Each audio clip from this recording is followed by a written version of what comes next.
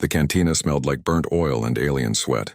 Kai held his sister's hand tightly as they walked through the crowded room. Strange creatures from different worlds sat at dirty tables, drinking and talking in languages he didn't understand. Some had too many eyes. Others had scales or fur. A few looked almost human, but not quite. Mira squeezed his hand. She was scared. Kai was scared too, but he was the older brother. He had to be brave. "There," Mira whispered, pointing to the darkest corner of the cantina.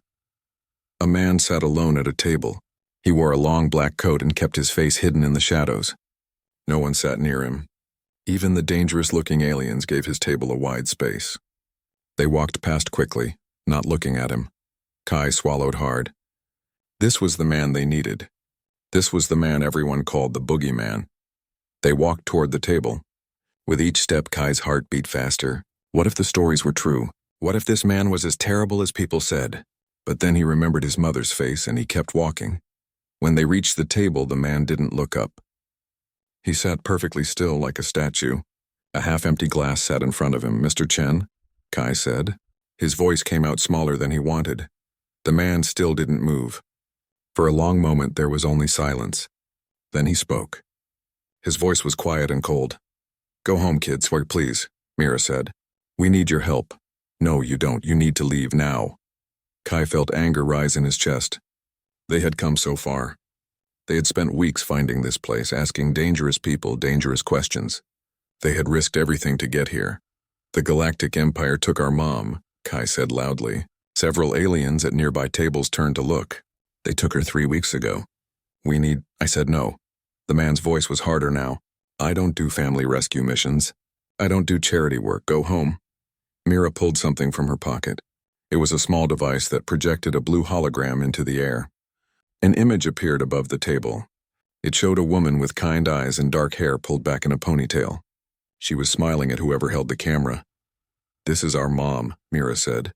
Her voice shook. "Her name is Dr. Sarah Chen. She's a xenobiologist. The Imperial enforcers came to our colony and took her. They said she was doing illegal research, but that's a lie. She was just studying plants." The man in the shadows finally moved.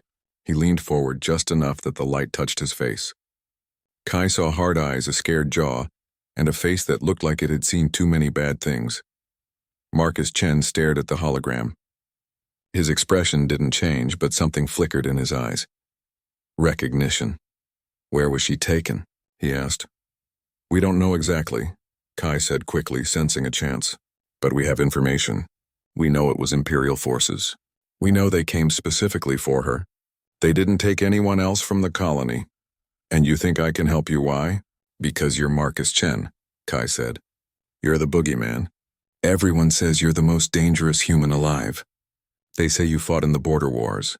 They say you've killed more Imperial soldiers than anyone. They say a lot of things," Marcus interrupted. "Most of them are lies. But some are true," Mira said softly. "Aren't they?" Marcus looked at the hologram again. He studied the woman's face for a long time.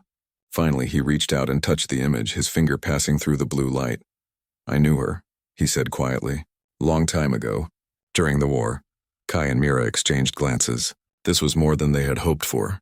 "She saved my life once," Marcus continued. "My unit was pinned down on Tarsus 4. We were out of medical supplies. Half my men were dying from chemical burns. Dr. Sarah Chen wasn't even supposed to be there. She was a civilian scientist studying alien biology. But she synthesized an antidote using local plants and her own blood, saved 23 lives that day." He closed his hand into a fist and Mira turned off the hologram. "If you knew her, then you know she's good," Kai said. "She wouldn't hurt anyone. Whatever the Empire says she did, it's a lie. Please, we have money." He pulled out a credit chip. "It's everything our family saved. 15,000 credits. And we have more. We have our dad's war medals. I don't want your money," Marcus said. Kai felt his hope crumble. "Then what do you want?" "Nothing. That's not how this works." "I don't want anything," Marcus stood up. He was tall, much taller than Kai expected. His coat fell around him like a shadow. "But I owe your mother a debt. That debt needs to be paid. So you'll help us?" Mira asked. Her eyes were wide and hopeful. "I'll find her," Marcus said. "But you two are going back to your colony. This isn't a game. The Empire doesn't play by rules. They won't hesitate to kill children. No, Kai said firmly. We're coming with you. Kid, you don't understand. We understand fine, Kai interrupted. Mom is all we have left. Dad died in the mining accident last year. She's our only family. If you think we're going to sit at home while you look for her, you're wrong. We're coming with you or we'll follow you. Your choice. Marcus stared at him. Kai forced himself to meet that hard gaze without looking away. He could feel Mira trembling beside him, but she stood straight and tall. Finally, Marcus made a sound that might have been a laugh. It was a harsh, bitter sound. You've got your mother's stubbornness, he said. Fine, you can come. But you follow my rules exactly. You do what I say when I say it. No arguments. No questions. Understood?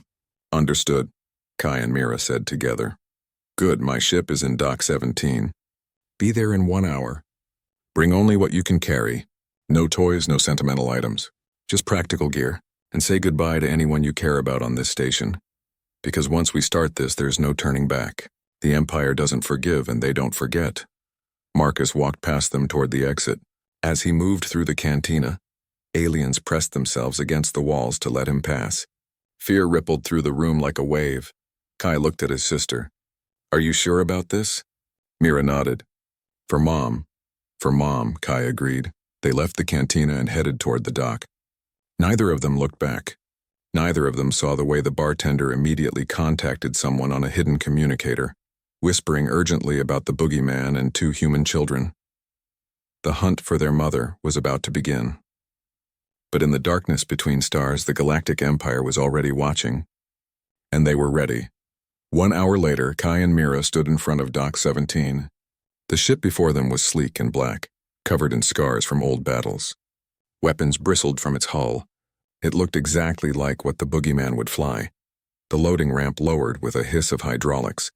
Marcus stood at the top, silhouetted against the ship's interior lights. Last chance to walk away, he called down. Kai grabbed Mira's hand and together they walked up the ramp. Behind them, the station continued its endless cycle of crime and commerce. Ahead of them, the darkness of space waited. And somewhere out there, in an Imperial facility, their mother waited too. The inside of Marcus's ship was nothing like Kai expected. He thought it would be messy, covered in weapons and bloodstains. Instead, it was clean and organized. Every surface was polished metal. Every tool had its place. The ship felt more like a precision instrument than a home. Your quarters are in the back, Marcus said without looking at them. He moved to the pilot's chair and began pressing buttons. 2 beds, 1 bathroom. Stay out of my room, stay out of the armory, and stay out of my way. Kai and Mira dropped their bags and followed him to the cockpit. Through the front window, they watched as the station grew smaller. Soon they were surrounded by stars. Where are we going? Mira asked. To see an old friend, Marcus said. Someone who might know where your mother is. For 3 days, they traveled through empty space. Marcus said little. He spent most of his time at the controls or in his room. Kai and Mira explored the ship carefully, respecting his rules. They found a small kitchen, a medical bay with equipment they didn't recognize, and a training room with weapons locked behind a glass wall. On the 4th day, Marcus called them to the cockpit. We're approaching Nexus Station, he said. It's a neutral port. All kinds of people stop here, including people who work for the Empire.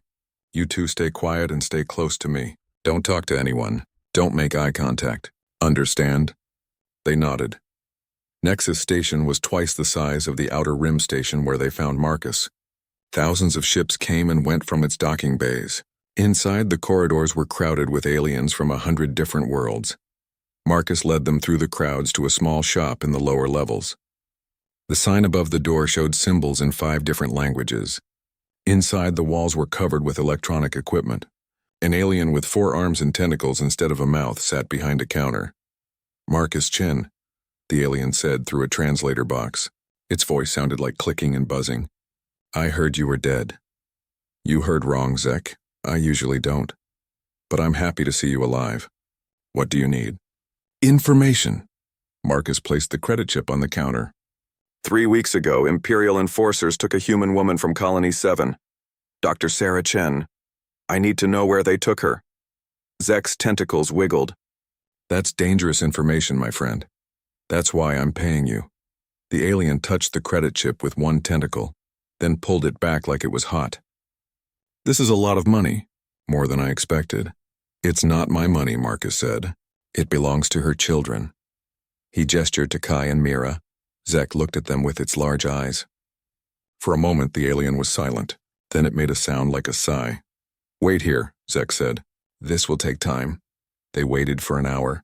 Marcus stood perfectly still the entire time, watching the door. Kai and Mira sat on a bench trying not to fall asleep. Finally, Zek returned. The alien's tentacles moved in agitated patterns. Your Dr. Chen is alive, Zek said, but she's in serious trouble. The Empire took her to Kronos Station. It's a research facility in the Gamma sector. They're keeping her in the xenobiology labs. What kind of research? Marcus asked. His voice was very quiet now. Kai recognized that tone. It meant danger. The kind that humans should worry about, Zek said. Dr. Chen discovered something the Empire wants hidden. A pathogen. It was designed to only affect humans. From what my sources say, the Empire plans to use it to control human colonies, make them sick enough to be weak but not sick enough to die, sick enough to obey. Kai felt ice in his stomach. Mira grabbed his hand. That's genocide, Marcus said. The Empire calls it pacification protocol, Zek replied. They took your Dr. Chen because she found evidence of what they're doing. Now they're forcing her to finish the research. They need her expertise. Marcus was quiet for a long time. Then he asked, how do I get into Kronos Station? You don't, Zek said flatly. It's impossible. The station has a garrison of 500 Imperial soldiers. Automated defense systems. Triple-layer security. Even the Boogeyman can't walk through that. But there is a way, Marcus said. It wasn't a question. Zek's tentacles drooped. There's always a way. But it's suicide. The Empire is doing a prisoner transfer in 5 days. They're bringing in test subjects for the research. If you could steal the transport ship and use its credentials, then I could dock at Kronos Station, Marcus finished. Yes. But Marcus, this isn't like the old days. You're not a soldier anymore. You're just one man. You can't fight the entire Empire. Marcus turned to leave. Watch me. Outside the shop, Kai ran to catch up with Marcus. What are you going to do? He asked. Exactly what Zek said, Marcus replied. Steal an Imperial transport. That's crazy, Mira said. You'll get killed. Marcus stopped walking. He knelt down so he was at their eye level. Listen to me carefully, he said. Your mother is in trouble because she tried to save people. Human people. The Empire sees our species as expendable. They think they can do whatever they want to us because we're new to the galaxy. We don't have enough ships or enough soldiers to fight back. But they're wrong about one thing. What's that? Kai asked. They think humans fight like everyone else in the galaxy. They think we follow rules and honor codes. They think we'll give up when things get hard. Marcus's eyes were cold and hard. They don't understand what humans really are. We're survivors. We adapt, we endure. And when someone threatens our family, we become something else. Something worse than any nightmare they can imagine. Is that why they call you the Boogeyman? Mira asked quietly. Yes. The Empire made me into a weapon during the war. They trained me to fight their enemies. They taught me to use fear as a tool. And then they betrayed my unit and left us to die. I survived, but I learned something important. If you want to fight monsters, you have to become a monster yourself. He stood up and started walking again. Come on, we have a lot of work to do. Back on the ship, Marcus opened the armory. Inside were more weapons than Kai had ever seen. Rifles, pistols, knives, explosives, and things he didn't recognize. For the next 4 days, I'm going to train you, Marcus said. Basic combat, basic infiltration, basic survival. Not because I want you to fight, but because if things go wrong, you need to be able to protect yourselves. You're really taking us with you? Kai asked. Do I have a choice? Marcus almost smiled. You'll follow me anyway. At least this way I can try to keep you alive. For 4 days they trained. Marcus taught them how to shoot, though he made them practice with training weapons, not real ones. He taught them how to move quietly, how to hide, how to think like a soldier. He taught them basic first aid and how to hotwire doors. At night, Kai couldn't sleep. He thought about his mother, alone in that Imperial facility. He thought about the things Marcus had said about becoming a monster. On the 4th night, Mira crawled into his bed. I'm scared, she whispered. Me too, Kai admitted. Do you think Mom is okay? Mom is strong. She's the strongest person I know. She's waiting for us. What if Marcus gets hurt? What if we can't save her? Kai didn't have an answer for that. Instead, he just held his sister until she fell asleep. The next morning, Marcus gathered them in the cockpit. "Today we intercept the transport," he said. "Once we're on that ship, there's no going back. Last chance to change your minds." Kai looked at Mira. She looked back at him. They both knew what their answer was. "We're ready," Kai said. Marcus nodded once. "Then let's go get your mother." The ship's engines roared to life. They jumped to hyperspace, heading toward the coordinates where the Imperial transport would be. Outside the windows, the stars stretched into lines of light. Inside the ship, 3 humans prepared for war against an empire. The odds were impossible. The danger was real. But they had something the empire didn't understand. They had hope. They had love. And they had the Boogeyman on their side. The Imperial transport ship appeared on their scanners exactly when Marcus predicted. It was a large, ugly vessel designed to carry cargo and prisoners. 4 escort fighters flew around it in protective formation. 4 fighters, Mira said nervously. "How are we going to get past them?" "We're not going to fight them," Marcus said. His fingers moved across the controls. "We're going to make them think we're not a threat." He pressed a button and the ship's exterior changed. Panels shifted and lights activated. Suddenly, their sleek black warship looked like a damaged civilian freighter. "Holographic disguise," Marcus explained. "It won't fool a deep scan, but it'll buy us time." He opened a communication channel. When he spoke, his voice sounded different. Older. Weaker. "Imperial transport, this is Freighter Blue Star. We've had a reactor malfunction. Request permission to dock for repairs." There was a long pause. Kai held his breath. "Blue Star, this is Imperial Transport 779. We cannot offer assistance. Proceed to the nearest station." "Please," Marcus said, making his voice sound desperate. "Our life support is failing. We have children on board. We just need to dock long enough to fix the reactor. 20 minutes, please." Another pause. This one lasted even longer. "Blue Star, you are cleared to dock. Bay 3, you have 20 minutes. Any deviation from protocol will result in your destruction. Thank you, transport." "Thank you so much." Marcus cut the transmission and his expression hardened. "Get ready. Once we're inside, things are going to happen fast." They approached the transport slowly, making the ship look damaged. The docking clamp grabbed their hull with a metallic clang. The airlock pressurized. Marcus handed Kai and Mira small devices that looked like watches. "Communicators," he said. "Keep them on at all times. If I say run, you run. If I say hide, you hide. No arguments." They nodded. Marcus put on an Imperial officer's uniform. Kai didn't ask where he got it. The uniform was dark blue with silver insignia. It made Marcus look completely different. Official, dangerous in a new way. The airlock opened. 2 Imperial guards stood on the other side, their weapons ready but not raised. They were tall aliens with gray skin and 4 eyes. "Officer Trent," Marcus said smoothly, showing them a fake identification card. "I'm here to inspect the prisoner cargo. Routine security check." The guards looked at each other uncertainly. "We weren't informed of any inspection," one said. "Of course you weren't," Marcus said with perfect Imperial arrogance. "That's the point of a surprise inspection. Would you like me to report that you're interfering with a direct security protocol? I'm sure Admiral Thex would be interested to hear about it." The mention of the Admiral's name made the guards nervous. They stepped aside. "Bay 5, one guard said. "The prisoners are in Bay 5. "And the crew quarters?" "Deck 2, but sir, the freighter crew can wait 20 minutes like everyone else." "Now get back to your posts." The guards saluted and walked away. Marcus waited until they turned a corner, then his whole body relaxed slightly. "That was amazing," Mira whispered. "That was the easy part," Marcus replied. "Now comes the hard part. Follow me, stay close. Look like you belong here." They moved through the transport ship's corridors. Imperial crew members passed them, but no one questioned an officer with 2 young assistants. Marcus's confidence was absolute. He walked like he owned the ship. They passed Bay 5. Through the window, Kai saw cages filled with people. Humans and other aliens, all looking thin and scared. His stomach twisted. These were the test subjects. The people the Empire would use to perfect their weapon against humanity. "We can't leave them," Kai said quietly. "We won't," Marcus promised. "But first we secure the ship." They took a lift to the command deck. Marcus led them to a maintenance closet.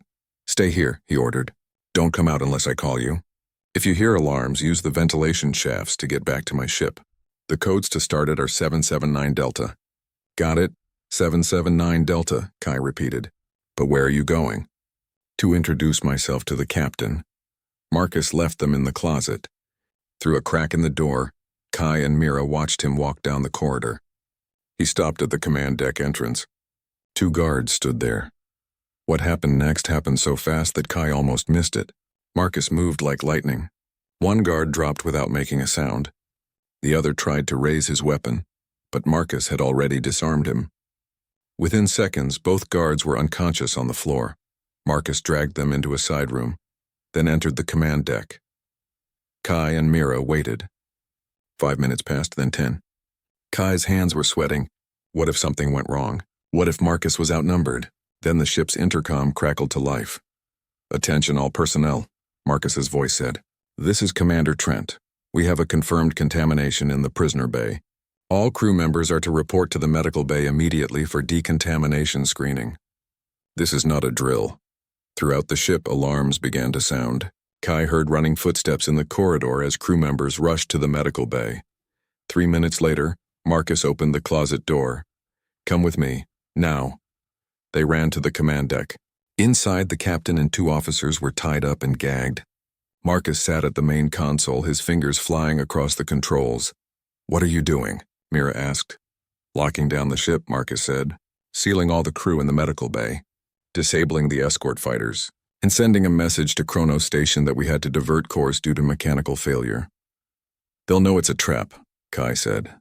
"Eventually, but by then we'll already be at the station." Marcus finished typing and stood up. "Now we free the prisoners."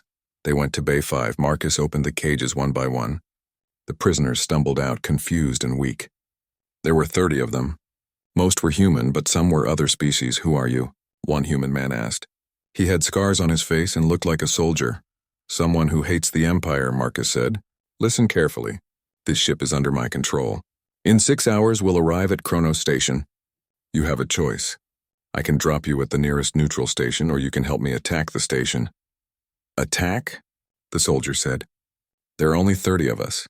Kronos has hundreds of guards, I know. That's why I need help. But I won't force anyone. This is volunteer only." The prisoners looked at each other. The human soldier stepped forward. "I'm in. The Empire took everything from me. Time to take something back." One by one, others stepped forward. Not all of them. Some were too weak or too scared. But 20 volunteered. 20 people who had nothing left to lose. Marcus spent the next few hours organizing them. He raided the ship's armory and distributed weapons. He pulled up schematics of Kronos Station and explained the layout. He assigned roles. Kai and Mira helped where they could. They distributed food and medical supplies to the prisoners. They learned names. There was Elena, a pilot. Jorge, an engineer. Kira, a medic. 6 hours later, Kronos Station appeared on the view screen. It was massive. A city in space built for one purpose: research and experimentation. Lights glowed from 1,000 windows. Weapons platforms bristled from its hull. "They're hailing us," Elena said from the communications console. "Answer it," Marcus ordered. "Use the captain's authorization code." The screen showed an Imperial officer. He had sharp features and cold eyes. "Transport 779, this is Kronos Station Control. Transmit your cargo manifest." Marcus pressed a button and false data streamed to the station. The officer studied it, then nodded. "You're cleared to dock. Bay 12. Unload your cargo and depart within 2 hours. Understood, Control." The transmission ended. They approached the station slowly. The docking bay doors opened like a mouth, ready to swallow them. "Everyone ready?" Marcus asked. Around him, 20 former prisoners checked their weapons. Kai and Mira stood together, wearing armor that was too big for them. Outside the windows, Kronos Station filled their view. "Remember the plan," Marcus said. "We're not here to fight the entire station. We're here for one person. Get in, find Dr. Chen, and get out. Anyone who can't keep up gets left behind. Anyone who compromises the mission gets left behind. This is not a rescue operation for everyone. Just her, understood?" "Understood," they answered together. The ship docked. The airlock connected with Kronos Station. Marcus stood in front of the door, his hand on the controls. He looked back at Kai and Mira. "Stay behind me," he said. "No matter what happens, promise me." "We promise," Kai said. Marcus opened the door. On the other side, a dozen Imperial guards waited to process the new prisoners. They looked bored and relaxed. They had no idea what was about to happen. Marcus smiled. It was not a kind smile. It was the smile of a predator. "Gentlemen," he said, "the Boogeyman has arrived." Then all hell broke loose. The Imperial Guards never had a chance. Marcus moved through them like a storm. His movements were precise and brutal. Within seconds, half the guards were down. The freed prisoners poured through the airlock behind him, overwhelming the rest. Alarms shrieked throughout the station. Red lights flashed in the corridors. "Move!" Marcus shouted. "Elena, Kira, secure the docking bay. No one gets to our ship. Jorge, take 4 people and head to engineering. Shut down their internal sensors. Everyone else with me." The group split up. Marcus led the main force deeper into the station, with Kai and Mira close behind him. They ran through white corridors that all looked the same. Imperial crew members ran past them, confused by the alarms. Some tried to stop them. Those ones didn't get back up. "How do you know where to go?" Kai asked, breathing hard. "I memorized the schematics," Marcus said. "Your mother should be in Research Lab 7. It's 3 levels down and 2 sections over. We have about 5 minutes before they organize a real response, maybe less." They reached a stairwell and descended rapidly.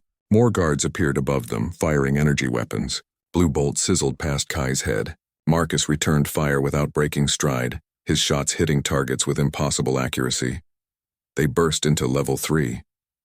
This area looked different, more secure. Heavy doors with biometric locks. Warning signs in multiple languages. "This is it," Marcus said. "The research level." He approached a door marked Lab 7 and placed a device against the lock. It beeped and sparked. The door slid open. Inside was a laboratory filled with equipment Kai didn't recognize. Computers, containment units, medical devices. And in the center of the room, sitting at a workstation, was a woman in a white lab coat. "Mom," Mira screamed. Dr. Sarah Chen spun around. Her face was thinner than in the hologram. She had dark circles under her eyes and her hands were shaking. But when she saw her children, her expression transformed from shock to joy to horror. "Kai? Mira? No. You can't be here. How did you—" Then she saw Marcus.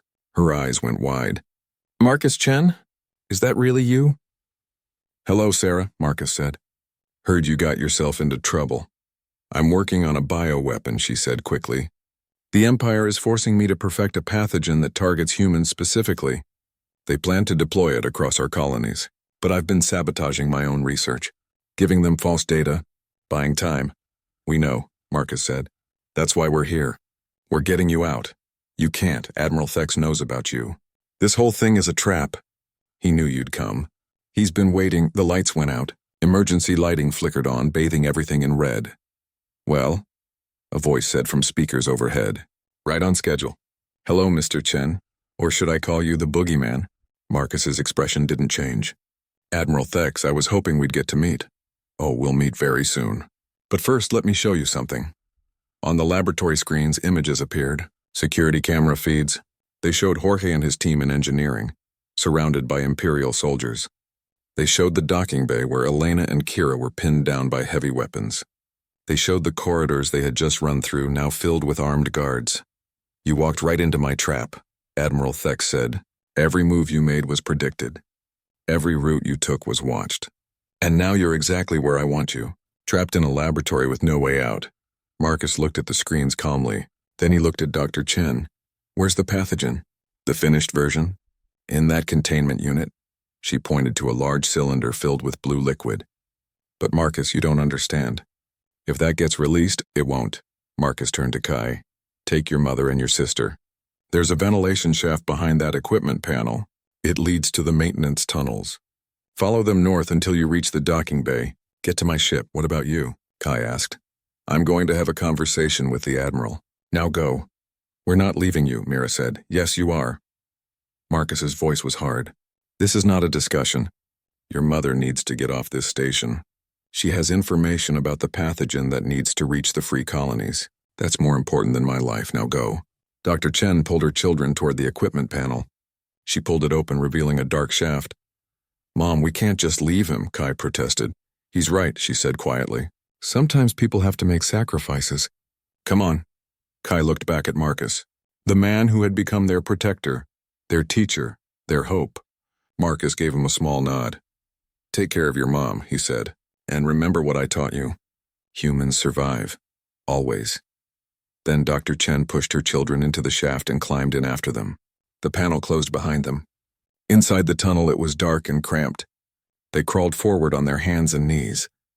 Behind them, they heard the sound of doors opening, the sound of many feet marching into the laboratory, the sound of Admiral Thex's voice, smug and satisfied. Finally, I have the famous Boogeyman. Do you know how long I've wanted this? You've been a thorn in the Empire's side for 5 years. A terrorist. A murderer. A monster. Funny, Marcus's voice said. I was about to call you the same things. Take him to the detention level. Maximum security. I want him interrogated. I want to know everything about the human resistance. And then I want him executed publicly. Let all the colonies see what happens to those who defy the Empire. The sounds faded as Dr. Chen led her children through the tunnels. They crawled for what felt like hours. Kai's knees hurt. His hands were scraped and bleeding. But he kept moving. Finally, they emerged in a maintenance room. Dr. Chen checked the door carefully, then led them into a corridor. Alarms still blared. Guards ran past, heading toward the laboratories. They moved quickly through the station, using maintenance passages and service corridors. Dr. Chen knew the station's layout better than the schematics. She had been studying it during her captivity, planning an escape she never thought would come. They reached the docking bay level. Through a window, Kai saw the bay where Marcus's ship waited, but Imperial forces had surrounded it. Elena and Kira were pinned behind cargo containers, returning fire. There's too many, Mira said. Then we make a distraction, Dr. Chen said. She pointed to a control panel. That controls the bay doors. If we open them, the explosive decompression will scatter the guards. Elena and Kira will have a chance to reach the ship. But we'll get scattered too, Kai said. Not if we're wearing magnetic boots and holding on to something. Dr. Chen pulled equipment from a supply locker. Put these on, quickly. They put on the magnetic boots. Dr. Chen found a safety harness and clipped them all together. Then she positioned them next to a structural beam. Hold on tight, she said. This is going to be violent. She pressed the emergency override. The bay doors began to open. Air rushed out with a deafening roar. Everything that wasn't bolted down flew toward the opening. Guards in unpowered armor tumbled through the air, screaming as they were pulled into space. Kai held onto the beam with all his strength. The wind tore at him, trying to rip him away. Mira screamed. Dr. Chen wrapped her arms around both of them. Below them, Elena and Kira ran for the ship. The guards were too busy trying to save themselves to stop them. The two women reached the airlock and disappeared inside. The bay doors sealed again. The wind stopped. Emergency force fields activated, restoring the atmosphere now, Dr. Chen shouted. They ran down to the bay floor. The ship's airlock was still open. They sprinted toward it. Behind them, more guards poured into the bay. Energy bolts flashed around them. One hit the ground near Kai's feet, melting the metal. Another passed so close to Mira that her hair stood up from the static. They dove through the airlock. Elena sealed it behind them. Where's Marcus? Elena asked. Captured, Dr. Chen said. We need to leave now. We can't leave him, Kai said. We don't have a choice, his mother replied. He knew this would happen. He planned for it. Our job is to complete the mission, to get this information about the pathogen to the free colonies. But, Kai, his mother's voice was firm but gentle. Marcus Chen has survived things that would kill anyone else. He's called the Boogeyman for a reason. If anyone can escape from Admiral Thex, it's him. But right now our priority is getting you, Mira, and this information to safety. That's what he would want, Kai wanted to argue. He wanted to demand they go back. But looking at his mother's face, seeing the pain there, he understood. Sometimes you had to trust that people could take care of themselves. Sometimes you had to let go. Okay, he said quietly. The ship detached from the station. Elena piloted them out of the bay, dodging fire from the weapons platforms. The ship shook from impacts. Alarms screamed. Hold on, Elena shouted. She pushed the engines to maximum. The ship accelerated so fast that Kai was pressed into his seat. Behind them, Kronos Station grew smaller. They made the jump to hyperspace just as an Imperial cruiser arrived. The stars stretched into lines and they were safe. In the detention level of Kronos Station, Marcus Chen sat in a cell designed to hold the most dangerous prisoners. His hands were bound with energy shackles. Guards surrounded him. Admiral Thex stood outside the cell, smiling. It's over, Boogeyman. You're finished. Marcus looked up at him. And he smiled too. It was a terrible smile. You don't understand, Marcus said quietly. This isn't the end. This is just the beginning. Admiral Thex watched Marcus Chen through the energy barrier of the cell. The famous Boogeyman sat calmly on the metal bench, his expression unreadable. Around them, 20 guards stood with weapons ready. Every security measure in the station was focused on this one prisoner. "I've studied you for years," Thex said. "Read every report. Watched every piece of footage. You're not some supernatural monster. You're just a human with training and luck, and now your luck has run out. Is that what you think?" Marcus asked.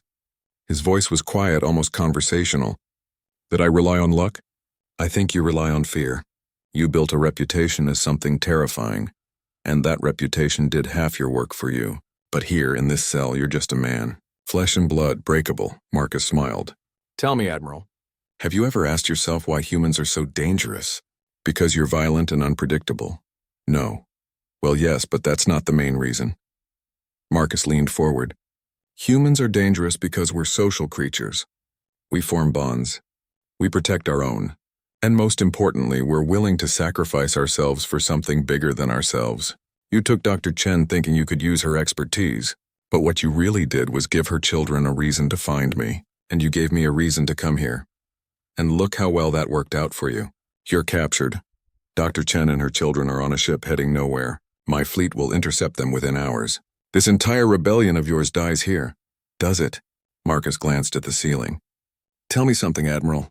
How long has it been since you checked on your reactor core?" Thex frowned. "What are you talking about?" "Jorge, the engineer from the transport ship, the one your guards captured. Did you know he used to work on Imperial reactor systems? Did you know he spent 15 years learning every weakness, every vulnerability in your technology?" Thex's eyes widened. He activated his communicator. "Command, run a diagnostic on the reactor core. Now." There was a pause. Then a panicked voice responded. "Sir, we're detecting anomalies in the cooling system. Someone's introduced a cascade failure protocol. The core temperature is rising. If we don't fix it in the next 10 minutes, shut it down. Emergency shutdown." "We can't, sir. The controls are locked. We need the override codes." Thex turned back to Marcus. You planned this, did I?" Marcus stood up. "Or did you? You were so focused on catching me that you never thought about what I might bring with me." "Jorge had nothing to lose, Admiral. None of those prisoners did. So when I asked him to set up a backup plan just in case things went wrong, he was happy to help." "You're bluffing. If the reactor explodes, you die too." "Yes," Marcus said simply. "But that's the difference between you and me. I'm willing to die for what I believe in." "Are you?" Thex stared at him. Sweat beaded on his forehead. His communicator crackled with more panicked reports. The station was falling apart. "Give me the override codes," Thex demanded. "Release me. Let me walk to my ship, and maybe I'll stop the reactor from melting down." "I can't do that. Even if I wanted to, my superiors would never allow it." "You're too valuable a prisoner. Then I guess we all die together." Marcus sat back down. "Your choice, Admiral." The lights flickered. The floor trembled. Somewhere in the distance, an explosion echoed through the station. Thex's face twisted with rage and fear. He looked at Marcus, then at his guards, then back at Marcus. "Stand down," he said finally. "Let him out." "Sir?" one guard said. "The Empire's orders." "I don't care about the Empire's orders," Thex shouted. "This station has 30,000 people on it. I'm not letting them die for one prisoner." "Stand down!" The guards lowered their weapons. The energy barrier deactivated. Marcus stepped out of the cell, moving slowly and carefully. "The reactor codes," Thex said through gritted teeth. Marcus walked to a control panel. His fingers moved across the keys. Deep in the station, the reactor core began to stabilize. The temperature dropped. The cascade failure stopped. "There," Marcus said. "Your station is safe. For now." "You're still not leaving," Thex said. "Guards take him." Marcus moved. The guards never saw it coming. He had spent his time in the cell studying them, learning their positions, their weaknesses. Now he used that knowledge. The fight was over in seconds. 20 guards lay unconscious on the floor. Marcus stood in the center of them, not even breathing hard. Thex backed away, reaching for his weapon. Marcus was faster. He disarmed the Admiral and pushed him against the wall. "Listen carefully," Marcus said. "I'm leaving now. You're going to let me leave. Because if you don't, Jorge didn't just set up one backup plan. He set up 3, and the other 2 are much worse than a reactor failure." "You're lying," Thex gasped. Am I? Are you willing to bet 30,000 lives on that? Marcus let him go. Here's what's going to happen. I'm walking to the docking bay. You're going to order all your forces to stand down. If anyone tries to stop me, this station becomes a tomb. Understand? Thex said nothing for a moment. Then he nodded slowly. Good. Marcus started walking. Oh, and Admiral? Tell your superiors something for me. Tell them the Boogeyman is real. Tell them he's not just one man. He's every human who's been pushed too far. Every parent who's lost a child. Every colonist who's been treated like property. Tell them we're coming, and we're not going to stop until the Empire learns to leave humanity alone. Marcus walked through the station. Everywhere he went, guards stood frozen, watching but not acting. Admiral Thex's orders had reached them all. Let the Boogeyman go. He reached the docking bay where his ship had been. It was gone, of course, but there were other ships. He chose a fast Imperial scout vessel, hot-wired the controls and launched before anyone could change their minds. Behind him, Kronos Station grew smaller. He set a course and jumped to hyperspace. 3 days later, Marcus's ship found Dr. Chen's ship at the rendezvous coordinates he had programmed into Elena's navigation system before they left. When the airlock connected and the door opened, Kai and Mira rushed through and hugged him. You're alive, Mira cried. Of course I'm alive, Marcus said, but he was hugging them back and his voice was softer than usual. Takes more than one Imperial station to kill the Boogeyman. Dr. Chen stood in the doorway, tears running down her face. Marcus, thank you. Thank you for bringing my children back to me. You saved my life once, Marcus said. Debt paid. No, not even close. What you did for us is what any human would do, Marcus interrupted. That's the point, Sarah. That's what the Empire doesn't understand. We're not a species that abandons its own. We're not a species that breaks easily. They tried to use your children against you. Instead, they gave your children a weapon. Me. Over the next few weeks, Dr. Chen's information about the pathogen spread through the human colonies. Scientists began developing countermeasures. More importantly, humans began organizing. Different colonies started talking to each other, planning, preparing. The Empire noticed. They sent ambassadors to negotiate. They offered treaties.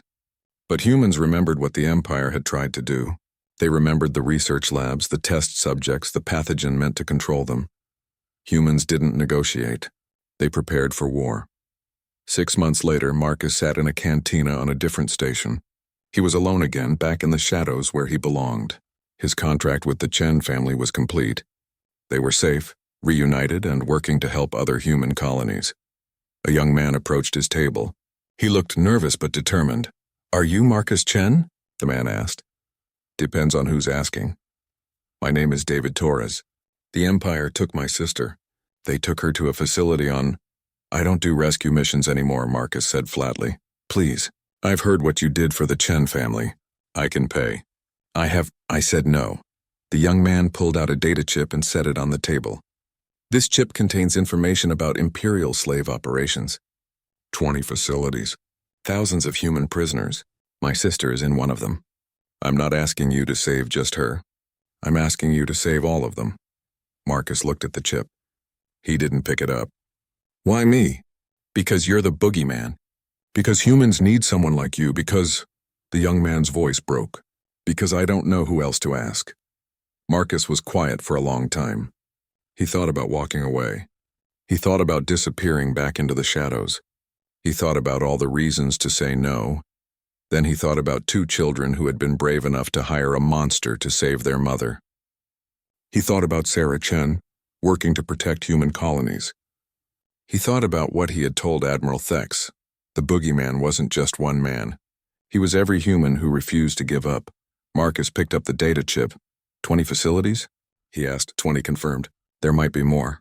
I'll need help. A team. People willing to risk everything. I can find people, David said eagerly. There are others like me. People who've lost someone to the Empire. Marcus stood up. Then gather them. We'll need ships, weapons, intelligence. This won't be quick. It won't be easy. And some of us probably won't survive. I understand, do you? Marcus looked at him hard. Once we start this, the Empire won't stop hunting us. Every day will be dangerous. Every mission might be our last. You're signing up for a war, not a rescue. David nodded. My sister would do the same for me. That's what humans do, right? We protect our own.